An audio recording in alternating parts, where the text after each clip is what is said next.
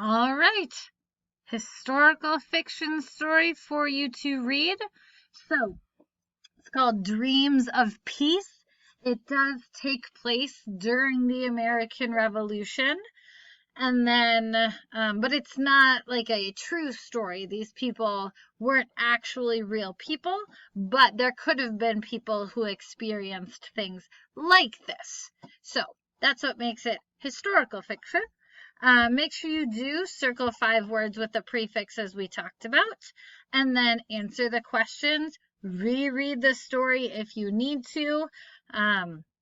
Remember, that's how we really make sure we understand a story is we reread it if we don't remember, or even if we do think we know, it's always a good idea to look back in the story to double check that we're remembering correctly. That's all I got for this one. It's pretty straightforward. Let me know if you have any questions. Good luck.